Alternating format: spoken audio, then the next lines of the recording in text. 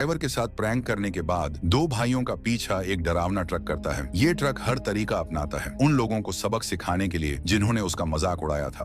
कहानी की शुरुआत में हमें लुइस थॉमस नाम का एक युवा लड़का दिखाया जाता है जो कोलोराडो से पढ़ाई खत्म करके कैलिफोर्निया जा रहा होता है। वहाँ वह अपने दोस्त डैनी के साथ एक फ्लैट में रहता है। एक रात लुइस अपनी बचपन की दोस्त वेना से फोन पर लंबी बातचीत कर रहा होता है। तभी वेना बताती है कि उसने अपने बॉयफ्रेंड से ब्रेकअप कर लिया है। यह सुनकर लुइस बहुत खुश हो जाता है और वेना को रोड ट्रिप पर चलने का ऑफर देता है, जिसे सुन वेना मान जाती है। अब सिर्फ उसे एक कार खरीदनी होती है। फिर लुइस एक पुरानी कार देखता है जो एक क्लासिक मॉडल होती है और उसमें सिर्फ पिछली लाइट टूटी होती है, बाकी सब ठीक होता है। सब तैयारी होने के बाद लुइस सफर पर निकल पड़ता है। रास्ते में वह अपनी माँ को फोन करता है और कहता है कि वह कोलोराडो वापस जा रहा है। माँ ये सुनकर बहुत खुश हो जाती है, लेकिन वह बताती है कि लुइस का बड़ा भाई फुलर फिर से शराब पीकर गाड़ी चलाने के कारण पुलिस के पास पकड़ा गया है। अब लुइस को अपनी ट्रिप रोकनी पड़ती है और लेक सिटी जाकर फुलर की जमानत करानी पड़ती है। फिर फुलर को छोड़ दिया जाता है। भले ही फुलर ने कई सालों से अपने छोटे भाई लुइस को नहीं देखा था, लेकिन दोनों फिर से अच्छे दोस्त बन जाते हैं और साथ में घर लौटने के लिए निकलते हैं। लेकिन फुलर बहुत बातूनी और थोड़ा परेशान करने वाला होता है। वह जब वेना के बारे में बार बार बात करता है तो लुइस को गुस्सा आने लगता है। एक बार लुइस कार को सड़क से हटाकर एक खेत में ले जाता है और अपने भाई से कहता है कि वह अपनी हद में रहे। फिर दोनों आगे सफर पर निकलते हैं और एक गैस स्टेशन पर रुकते हैं। तभी लुइस वेना को फोन करके बताता है कि वो थोड़ी देर में पहुंचेगा। इसी बीच फुलर लुइस की मंजूरी के बिना कार में एक नया उपकरण लगा देता है। यह एक रेडियो कम्युनिकेटर होता है जिससे दूसरे ट्रक ड्राइवरों से बात की जा सकती है। फिर फुलर मस्ती करना शुरू कर देता है और नकली आवाज में लोगों से बात करने लगता है और जबरदस्ती लुइस को भी इसमें शामिल कर लेता है। भले ही लुइस नहीं चाहता, लेकिन लुइस भी मजाक में शामिल हो जाता है। वे रेडियो पर एक ट्रक ड्राइवर से बात करते हैं जो अपना नाम रस्टी नेल बताता है। दोनों भाई लुइस की नकली लड़कियों वाली आवाज में बात करते हैं और अपना नाम कैंडी केन बताते हैं। ये मजाक कुछ देर तक अच्छा चलता है, लेकिन रास्ते में कभी कभी रेडियो सिग्नल बंद हो जाता है। इसी कारण वे रात में मस्ती बंद करने का फैसला करते हैं और रात को लुइस एक होटल में रुकने का प्लान बनाता है। होटल पहुंचने पर फुलर रिसेप्शन पर कुछ काम से चला जाता है। वहां वह देखता है कि एक आदमी जो सूट पहने होता है वह होटल के रिसेप्शनिस्ट से लड़ रहा है और वह इतने गुस्से में होता है कि होटल के रिसेप्शनिस्ट को डांटने के अलावा फुलर को भी दरवाजे पर धक्का मार देता है। फिर वो अपने कमरे में चला जाता है। लुइस ये सब दूर से देखता है और अपने भाई की चिंता करने लगता है, लेकिन तब चीजें और भी अजीब हो जाती हैं। जब रेडियो पर फिर से रस्टी नेल की आवाज आती है, वह शरारत को अनदेखा करने के बजाय फिर से बात करने लगता है और दूसरी ओर अब फुलर उस गुस्सैल आदमी से बदला लेने का प्लान बनाता है। वो लुइस को मना लेता है कि वे फिर से रस्टी नेल के साथ मजाक करें ताकि रस्टी नेल होटल में आए, लेकिन इस बार वो उसे उस आदमी के कमरे की लोकेशन देता है ताकि वो उसे परेशान करे। फिर लुइस लड़की की आवाज में रस्टी नेल को बताता है कि वह उसका इंतजार कर रहा है और उसे वही रूम नंबर देता है जिसमें वो गुस्से वाला आदमी रह रहा होता है। फिर कुछ घंटों बाद आखिरकार रस्टी नेल होटल आता है और उस गुस्सैल आदमी के कमरे के पास जाता है और दूसरी ओर दोनों भाई लुइस और फुलर दीवार के पास चुपचाप खड़े होकर सब कुछ सुनने लगते हैं। वे इंतजार करते हैं कि उस गुस्से वाले आदमी की क्या प्रतिक्रिया होगी। जब वह रस्टी नेल से मिलेगा तभी उन्हें कुछ अजीब आवाजें सुनाई देती हैं,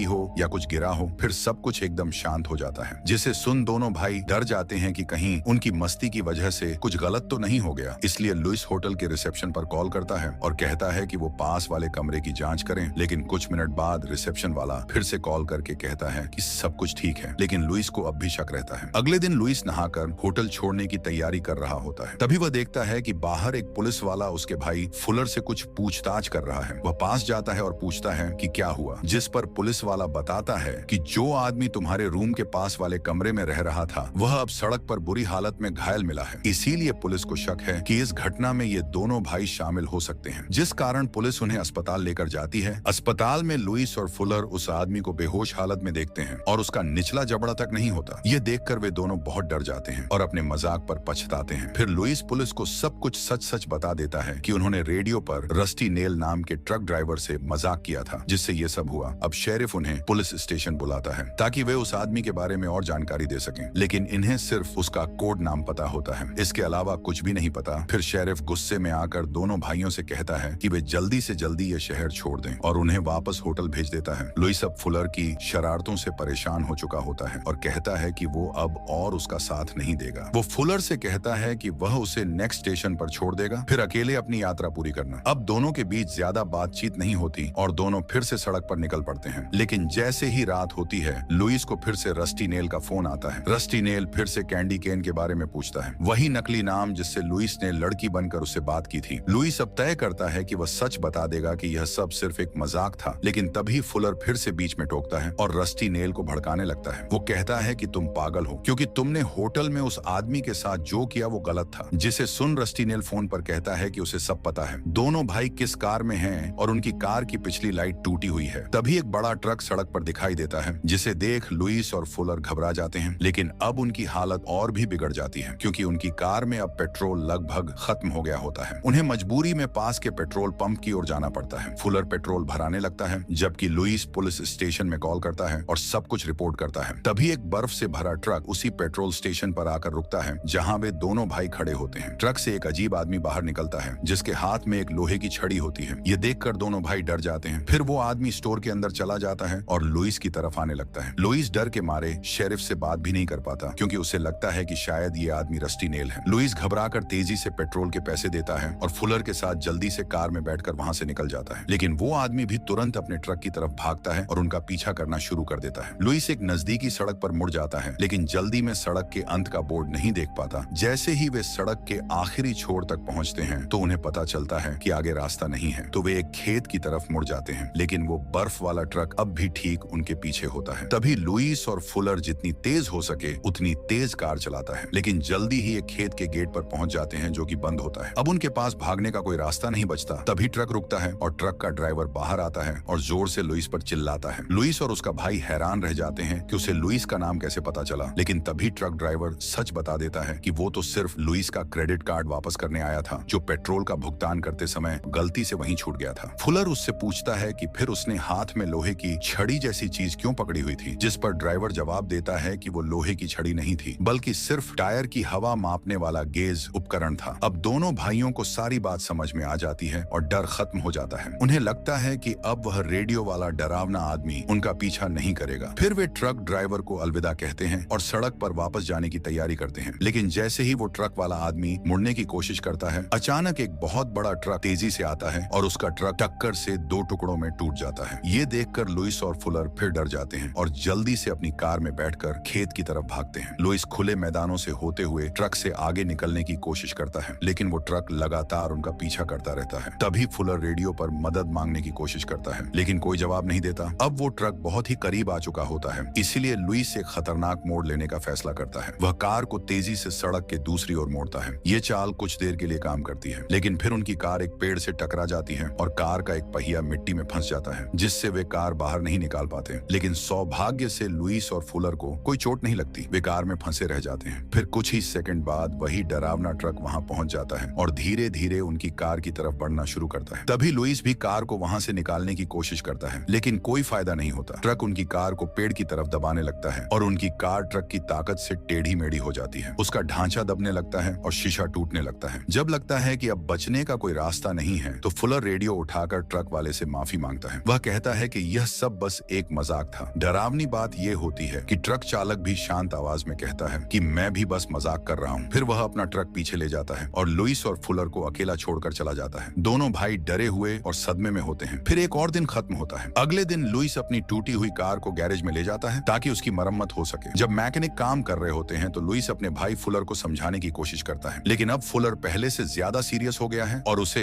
अपनी गलतियों पर पछतावा हो रहा है। फिर कुछ सेकंड बाद दोनों कोलोराडो के लिए रवाना हो जाते हैं। रास्ते में फुलर कार में रखा रेडियो निकालता है और उसे सड़क पर फेंक देता है। फिर कई घंटों बाद लुइस अपने ठिकाने पर पहुंचता है और वेना से मिलता है, जो उसके आने का इंतजार कर रही थी। थोड़ी देर बाद वे दोनों कार के पास जाते हैं। फुलर, जो वेना को बहुत समय पहले से जानता था, वह उसे अपनी पसंद जाहिर करता है। फिर वे तीनों एक साथ सफर पर निकलने के लिए तैयार हो जाते हैं, लेकिन तभी वेना की दोस्त चार्लोट अपनी कार से वहां से गुजरती है। फुलर उसका ध्यान खींचने की कोशिश करता है, लेकिन वह नहीं रुकती और अपने रास्ते चली जाती है। इसके बाद तीनों अपनी छुट्टियां मनाने के लिए निकल पड़ते हैं। जब वे नेब्रास्का पहुंचते हैं, तो वेना गाड़ी चलाने लगती है। ताकि दोनों भाइयों को थोड़ा आराम मिल सके, वह लुइस को एक टोपी गिफ्ट करती है और यात्रा पर साथ देने के लिए उसे धन्यवाद देती है। इसके बाद तीनों लोग यात्रा करते रहते हैं, जब तक कि वे एक शहर के होटल में रुकने और रात बिताने का फैसला नहीं कर लेते। लेकिन उनकी रात यहीं खत्म नहीं होती। कुछ देर बाद वे मस्ती करने के लिए पास के एक बार में चले जाते हैं और वेना सबके लिए ड्रिंक्स लेने बार काउंटर पर जाती है। उसी समय एक लड़का जो वहां बैठा था, वह वेना से बात करने की कोशिश करता है, लेकिन जब उसे समझ आता है कि वेना उसमें दिलचस्पी नहीं रखती तो वह उसके साथ बदतमीजी करने लगता है और सबके सामने उसका अपमान करता है। यह देखकर लुइस तुरंत वेना की मदद करने आता है, लेकिन यह लड़का और उसके दोस्त उसे घेर लेते हैं। तभी फुलर भी बीच में आता है और मामला और बड़ा होने से पहले सभी को वहां से जाने के लिए कहता है। बाद में फुलर वेना को उसके कमरे तक छोड़ देता है। वह अब वेना की ओर आकर्षित होने लगता है और उसे किस करने की कोशिश करता है, लेकिन तभी लुइस वहां आ जाता है और उसे कुछ पता नहीं होता कि अभी क्या हुआ था। फिर वेना अपने कमरे में चली जाती है और दोनों भाई अपने कमरे में वापस लौट आते हैं। लुइस इस वक्त बहुत ज्यादा शराब पी चुका होता है, इसलिए वह सीधे बिस्तर पर जाकर सो जाता है। लेकिन फुलर जो अपने कमरे में बोर हो रहा था, वह वेना के पास जाने का फैसला करता है। वेना उसे अंदर आने और थोड़ी देर साथ बैठकर कुछ पीने के लिए कहती है, जिस पर फुलर मान जाता है। उधर लुइस अपने कमरे में गहरी नींद में सो रहा होता है। तभी फोन की घंटी बजती है और वह हड़बड़ाकर उठ जाता है। हालांकि वह अभी भी पूरी तरह होश में नहीं होता। वह फोन उठाता है। दूसरी तरफ वही रस्टी नेल होता है जो लुइस पर आरोप लगाता है कि उसने लड़की बनकर उसके साथ मजाक क्यों किया था और कहता है कि उसने अभी फुलर को एक लड़की के साथ दूसरे कमरे में जाते हुए देखा है। यह सुनकर लुइस घबरा जाता है। वह बिना देर किए वेना के कमरे की ओर दौड़ता है और बिना यह पूछे कि फुलर यहाँ क्या कर रहा है, उसे तुरंत चेतावनी देता है कि अब मामला बहुत खतरनाक हो चुका है, क्योंकि रस्टी नेल अभी भी उनका पीछा कर रहा है। वेना इस बात से बहुत हैरान और उलझन में होती है। तब लुइस उसे समझाता है कि उन्हें वहां से तुरंत निकलना होगा। शुरुआत में वेना जाना नहीं चाहती, लेकिन तभी उसके कमरे में भी फोन की घंटी बजती है। अब लुइस और फुलर को यकीन हो जाता है कि रस्टी नेल उन्हें छोड़ने वाला नहीं है। तीनों जल्दी से बाहर कार की तरफ भागते हैं। फुलर कार चलाने लगता है और तेजी से गाड़ी भगाता है। रास्ते में लुइस उसे वेना को लेकर हुई बात समझाने की कोशिश करता है, लेकिन तभी फुलर सड़क किनारे लगे बोर्ड्स पर लिखे हुए शब्दों को नोटिस करता है। जब वो शब्द मिलाकर पढ़ता है तो उसमें लिखा होता है, ट्रंक में देखो। ये देखकर फुलर अचानक कार रोक देता है और फिर तीनों मिलकर कार का ट्रंक चेक करने के लिए आगे बढ़ते हैं। उन्हें डर होता है कि अंदर कुछ डरावना हो सकता है, लेकिन जब वे ट्रंक खोलते हैं तो देखते हैं कि उसमें वही रेडियो पड़ा है जिसे फुलर ने पहले सड़क पर फेंक दिया था, क्योंकि उनके पास कोई और रास्ता नहीं था। फिर वे उस रेडियो को दोबारा कार में लगाते हैं और इंतजार करते हैं कि कब रस्टी नेल कॉल करेगा। फिर थोड़ी ही देर में वह फिर से संपर्क करता है और रस्टी नेल बताता है कि उसे वेना के बारे में सब कुछ पता है और साथ ही उसने उसकी दोस्त चार्लोट को भी पकड़ लिया है। रेडियो में तीनों उसकी चीखें सुनते हैं। तब लुइस रेडियो उठाकर पूछता है कि वह आदमी आखिर चाहता क्या है। फिर वह कहता है कि वह चाहता है कि तीनों ट्रक पार्किंग में आकर मुझसे मिले। फिर कई घंटों बाद वे वहां पहुंचते हैं और रस्टी नेल दोबारा संपर्क करता है। इस बार वह तीनों के साथ खेल खेलने का मन बनाता है। वह वेना से कहता है कि वह कार में ही रुकी रहे और लुइस और फुलर को बिना किसी हिचकिचाहट के पास के रेस्टोरेंट में जाने को कहता है। फिर दोनों भाई उसकी बात मानते हैं और रेस्टोरेंट के अंदर चले जाते हैं। वहां मौजूद लोग या तो उन पर हंसते हैं या उन्हें अजीब नजरों से देखते हैं, लेकिन दोनों रस्टी नेल की हर बात मानते रहते हैं। आखिरकार जब रस्टी नेल को लगता है कि उसने मजे ले लिए, तो वह वेना से कहता है कि अब वह लुइस और फुलर को कार में वापस आने को कह सकती है। इसके बाद वह तीनों को आदेश देता है कि वे रात के समय अपनी कार को मकई के खेतों के बीच पार्क करें, जिस पर तीनों उसकी बात मान लेते हैं। फिर वह रेडियो पर दोबारा संपर्क करता है और उन्हें कार से बाहर निकलकर सड़क पर चलने का आदेश देता है। तीनों बाहर आ जाते हैं और अगला आदेश मिलने का इंतजार करने लगते हैं। कुछ ही सेकंड बाद एक बहुत बड़ा ट्रक अचानक सामने आ जाता है और सीधे उनकी तरफ बढ़ने लगता है। फुलर लुइस और वेना से कहता है कि वे मकई के खेत की ओर भाग जाएं। तीनों भागने लगते हैं और ट्रक भी तेजी से उनका पीछा करता है। वे लोग खेत में छिपने में कामयाब हो जाते हैं। तभी ट्रक की रोशनी चालू हो जाती है और रस्टी नेल उनकी तलाश शुरू कर देता है। तीनों भागते रहते हैं, लेकिन जब वे मकई के खेत से बाहर निकलते हैं तो रस्टी नेल उन्हें खोज लेता है। फिर वह अपने ट्रक को तेजी से उनकी तरफ दौड़ाता है और लग रहा होता है कि वह उन्हें कुचल देगा, लेकिन ठीक समय पर तीनों एक सड़क के बीच बने गड्ढे में कूद जाते हैं और ट्रक उन्हें बिना चोट पहुंचाए आगे निकल जाता है। जब वे उस गड्ढे से बाहर आते हैं तो तीनों अलग अलग दिशा में बढ़ जाते हैं। वेना और लुइस एक तरफ भागते हैं जबकि फुलर दूसरी ओर चला जाता है। ट्रक वेना और लुइस का पीछा करता है। भागते समय लुइस रास्ते में वेना को खो देता है। तभी अचानक ट्रक रुक जाता है और उसमें से बहुत तेज आवाज में पुराना शास्त्रीय संगीत बजने लगता है, जिसकी आवाज पूरे मकई के खेत में गूंजती है। फिर रस्टी नेल ट्रक से बाहर आता है और तीनों का पैदल पीछा करने लगता है। ये सब देखकर फुलर अपने भाई लुइस को ढूंढने के लिए उसकी तलाश में निकल पड़ता है, जो इस वक्त वेना की तलाश कर रहा होता है। तभी वेना दोनों को आवाज लगाकर बुलाने की कोशिश करती है, लेकिन दुर्भाग्य से रस्टी नेल उसे ढूंढ लेता है और उसे जबरदस्ती अपने ट्रक में बैठा लेता है। तभी लुइस देखता है कि रस्टी नेल का ट्रक दूर जा रहा है और उसे डर लगने लगता है कि शायद वेना को कुछ हो गया है। फिर थोड़ी देर खोजने के बाद लुइस फुलर से मिलता है, लेकिन उन्हें पूरे मकई के खेत में वेना का कोई सुराग नहीं मिलता। फिर अचानक वे दोनों वेना की चीखें सुनते हैं। वे दौड़कर उस दिशा में जाते हैं जहां से आवाज आ रही थी और वहां उन्हें कुछ जलता हुआ दिखाई देता है। जब वे पास पहुंचते हैं तो देखते हैं कि उनकी कार जल रही है। उसी समय रेडियो से आवाज आती है जहां वेना और चार्लोट मदद के लिए चिल्ला रही होती है। लुइस जल्दी से कम्युनिकेटर उठाता है और रस्टी नेल से कहता है कि वो जो भी कहेगा कहेगा वह वही करेंगे, बस वेना को कोई नुकसान न पहुंचाए। रस्टी नेल अब वही मजाक दोहराने का फैसला करता है जो दोनों भाइयों ने उसके साथ पहले किया था। वह उन्हें कहता है कि होटल के रूम नंबर 17 में मिलो, लेकिन होटल का नाम या पता नहीं बताता। साथ ही वह उनके लिए गुलाबी शैंपेन की एक बोतल भी वहीं छोड़ देता है। आखिर में रस्टी नेल उन्हें चेतावनी देता है कि अगर वे दोनों आधी रात तक वहां नहीं पहुंचे तो वेना और चार्लोट को वह मार देगा। तभी लुइस उसकी शर्तें मान लेता है और तय करता है कि वो हर आदेश का पालन करेगा। लेकिन रस्टी नेल उन्हें आसान रास्ता नहीं देना चाहता, इसीलिए वह कार को आग लगाने के अलावा कार की फ्यूल पाइप भी काट देता है, जिससे पेट्रोल बहने लगा और आग पूरी कार में फैल जाती है। जिसे देख फुलर ने तुरंत अपने भाई को बाहर खींच लिया और कार में धमाका होने से कुछ सेकंड पहले ही दोनों मकई के खेत में जाकर छिप गए। अब उनके पास न तो कार थी और न ही कोई सवारी। दोनों भाई अकेले ही सड़क पर दौड़ते हुए शहर की ओर बढ़ने लगे, लेकिन शहर अभी भी 11 किलोमीटर दूर था। तभी रास्ते में उन्हें एक बियर बार दिखाई देता है, जहां फुलर ने पार्किंग में खड़ी एक गाड़ी चुराने का फैसला किया। फिर कुछ देर खोजने के बाद उसे एक ट्रक मिला जिसका दरवाजा खुला हुआ था। फुलर ने ट्रक को हॉट वायर करके स्टार्ट करने की कोशिश की। कई बार कोशिश करने के बाद वह ट्रक चालू करने में कामयाब हो गया। अब दोनों भाई ट्रक लेकर वेना को ढूंढने के लिए निकल पड़े हैं। उधर वेना होटल के कमरे में एक कुर्सी से बंधी हुई है और रो रही होती है। वह दीवार पर एक घड़ी देखती है जिसमें रात के 12 बजने में अब सिर्फ 10 मिनट बाकी हैं। इसी बीच लुइस और फुलर शहर पहुंचते हैं और हर होटल में वेना को ढूंढने लगते हैं। हालांकि उनकी कोशिशें बेकार जाती हैं और समय तेजी से निकलता जा रहा है। और जैसे इतना ही काफी नहीं था, रस्टी नेल वेना की ओर बंदूक तान देता है। वह बंदूक को दरवाजे के हैंडल से एक रस्सी के जरिए जोड़ देता है। जैसे ही कोई दरवाजा खोलेगा, ट्रिगर दबेगा और वेना को गोली लग जाएगी। रात के 12 बजे में अब सिर्फ 1 मिनट बचा है और दोनों भाइयों को अब भी नहीं पता कि वेना कहाँ है। तभी उन्हें दूर एक और सड़क किनारे होटल दिखाई देता है। उन्हें लगता है कि यही सही जगह हो सकती है। वे होटल में जाते हैं और देखते हैं कि कमरा नंबर 17 का दरवाजा खुला है। जब वह अंदर जाते हैं और देखते हैं कि कमरा खाली है, तभी फोन बजता है। जब वे फोन उठाते हैं तो दूसरी तरफ रस्टी नेल होता है। वह कहता है कि वह अगले कमरे में है और दीवार के आर पार सब सुन सकता है, बिल्कुल वैसे ही जैसे तुम दोनों ने पहले मेरे साथ मजाक किया था। फिर लुइस फोन पर बात करता रहता है और फुलर से कहता है कि वह पीछे जाकर देखे कि कमरे में क्या हो रहा है। फुलर उसकी बात मानता है और स्टोर रूम से होकर पीछे जाता है। वह एक खिड़की से झांकता है और वेना को कुर्सी से बंधा हुआ देखता है, लेकिन बदकिस्मती से रस्टी नेल उसे देख लेता है और खिड़की के पास जाकर उसे अंदर खींच लेता है। वह चाहता है कि वेना उस लड़की को देखे जिसे उसने मार डाला है। उधर लुइस अगले कमरे से आवाजें सुनता है और दरवाजा खोलने के लिए दौड़ पड़ता है। उसे नहीं पता होता कि रस्टी नेल दरवाजा खुलने का इंतजार कर रहा है, लेकिन सौभाग्य से फुलर समय पर खुद को आजाद कर लेता है और लुइस को दरवाजा न खोलने के लिए चिल्लाता है। इस वजह से वेना की जान बच जाती है, लेकिन फुलर की किस्मत खराब होती है। भागते समय वह लोहे की एक पाइप पर गिर जाता है जो उसके पैर में घुस जाती है। तभी लुइस अपने भाई की मदद करने के लिए दौड़ता है और जब वह होटल के पीछे पहुंचता है तो देखता है कि पाइप उसके पैर में फंसी हुई है। इसी बीच रस्टी नेल वहां से भाग जाता है, लेकिन वह ट्रक लेकर भाइयों की तरफ वापस आता है। उसी वक्त पुलिस घटना स्थल पर पहुंच जाती है और उन्हें पता चलता है कि होटल का सुरक्षा गार्ड मारा गया है। पुलिस संदिग्ध को पकड़ने के लिए एक एक कर कमरों के दरवाजे खोलने लगती है। दूसरी ओर लुइस कई कोशिशों के बाद फुलर के पैर में फंसी हुई पाइप को बाहर निकाल लेता है, लेकिन तभी उन्हें पुलिस के कमरे में घुसने की आवाज आती है और वे वेना के लिए घबरा जाते हैं। लुइस तुरंत पीछे की खिड़की की ओर भागता है। वह देखता है कि पुलिस दरवाजा खोलने वाली है तो वह वेना की कुर्सी के साथ गिर पड़ता है और अपनी दोस्त को गोली लगने से बचा लेता है, लेकिन खतरा अभी खत्म नहीं हुआ है। ट्रक अब फुलर की ओर तेजी से बढ़ रहा है। तभी लुइस अपने भाई की चीखें सुनता है और बंदूक की धमकी के बावजूद उसे बचाने दौड़ पड़ता है। पुलिस अधिकारी भी उसके पीछे दौड़ते हैं। तब लुइस उन्हें बताता है कि असली अपराधी ट्रक चला रहा है और वो उन्हीं की तरफ आ रहा है। तभी पुलिस तुरंत अपनी बंदूकें निकालती है और ट्रक की विंडशील्ड पर गोलियां चलाती है, लेकिन ट्रक नहीं रुकता, इसलिए उन्हें रास्ता बदलना पड़ता है और दोनों आखिरी सेकंड में ट्रक से दूर कूद जाते हैं। ट्रक होटल के कमरे से टकरा जाता है और कमरे को पूरी तरह तोड़ देता है, लेकिन किसी को चोट नहीं लगती। इसके बाद पुलिस ट्रक के अंदर झांकती है और देखती है कि ड्राइवर की मौत हो चुकी है। वहीं उसके पास चार्लोट भी होती है जो अभी जिंदा होती है। फिर कुछ घंटों बाद एम्बुलेंस आकर सभी की मदद करती है। लुइस एक पुलिस वाले से पूछता है कि ट्रक चला कौन रहा था। पुलिस वाला बताता है कि जोन्स नाम का एक ट्रक ड्राइवर था जो बर्फ की सप्लाई करने वाली कंपनी में काम करता है। तभी लुइस को याद आता है कि ये वही आदमी है जिसने उसका क्रेडिट कार्ड वापस किया था। उसे शक होता है कि असली खलनायक रस्टी नेल ने जोन्स को मार डाला और उसके शव को ट्रक में डाल दिया। जल्द ही उसका शक सही साबित होता है। जब वह एम्बुलेंस के रेडियो पर उसी रस्टी नेल की आवाज सुनता है तो इससे साबित होता है कि रस्टी नेल अब भी जिंदा है। तो आपको ये फिल्म कैसी लगी नीचे कमेंट करके जरूर बताएं।